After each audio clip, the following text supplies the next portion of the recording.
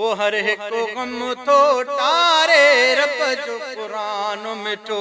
हर एक गम तो टारे रब जो कुरान मिठो।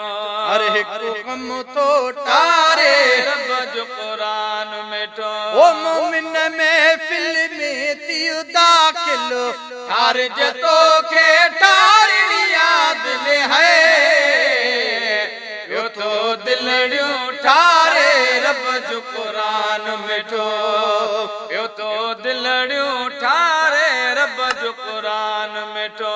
ओ जन जन चिंपड़ी वरतुस तन के खाली को न छॾियाई। जन जन चिंबड़ी वरतुस तन के खाली को न छॾियाई। ओ हिन हाफ़िज़ साहब के ॾिसो केॾो यार अॼाई। हिन हाफ़िज़ साहब के ॾिसो केॾो यार अॼाई। ओ भग भरे लाइ रंग रची वियो देह मुबारक ॾियण अची वियो है। एॾी ख़ुशी तो ॾेखारे रब जो कुरान मिठो। एॾी ख़ुशी तो ॾेखारे रब जो कुरान मिठो। मोमिन महफिल में थियो दाखिल। ओ ठार तो खे ठारणी याद है। यो तो दिलड़ियों ठारे रब जो कुरान मिठो। ओ हिकु फेरा हिन दुनिया में घोट थियनि माण्हू पया। हिकु भेरा हिन दुनिया में घोट थियनि माण्हू पया। ओ लेकिन हाफ़िज़ 12 महीने घोट थींदा रहनि पया।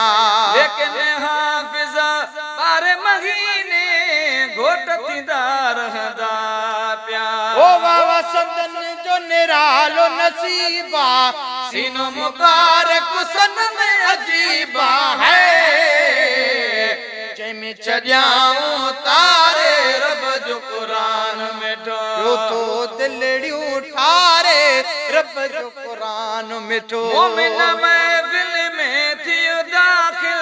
ठार जे तो के ठारणी याद ले है। यो तो दिलड़ियों ठारे रब जो कुरान मिठो।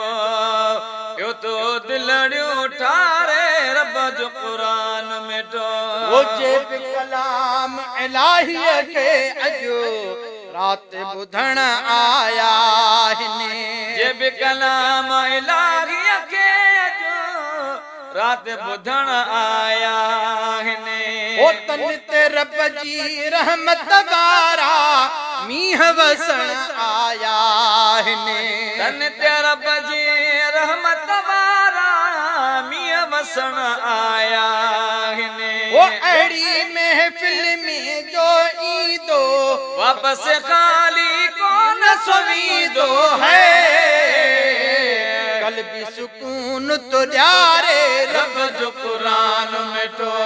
कल्बी सुकून तो ॾियारे रब जो कुरान मिठो। मोमिन महफिल में थियो दाखिल। ठार जे तो के ठारणी याद है। यो तो दिलड़ियों ठारे रब जो कुरान मिठो। यो तो दिलड़ियों ठारे रब जो कुरान मिठो। ओ हिन महीने ते वध मुझे रब करीम जो राज़ा। हिन महीने ते वध मुझे रब करीम जो राज़वा। ओ चाॾे कन ॾे ताॾे मिठड़े कुरान करीम जो आवाज़ा। चाॾे कन ॾे ताॾे मिठड़े कुरान जो आवाज़ा। ओ तन चुप गिड़ियल बणजन बातियूं जेकी ॿुधनि था टी हई रातियूं है। हिन महीने सारे रब जो कुरान मिठो। ओ हिन महीने सारे रब जो कुरान मिठो। मोमिन महफिल में थियो दाखिल। ठार जे तो के ठारणी याद है।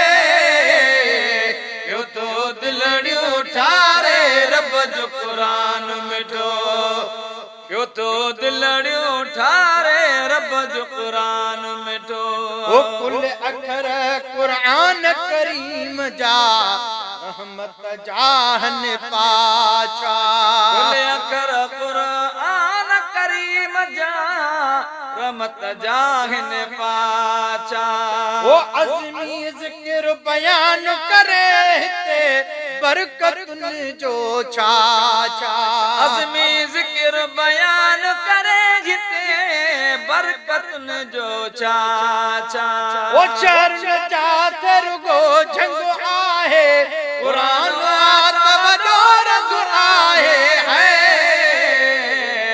यो तो बर बिसवारे रब जो कुरान मिठो यो तो बर बिसवारे रब जो कुरान मिठो मोमिन महफिल में पियो दाखिल ठार तो के ठारनिया दिल है यो तो दिलड़ियों ठारे रब जो कुरान मिठो अरे को गम तो ठारे रब जो कुरान मिठो अरे को गम तो ठारे रब जो कुरान मिठो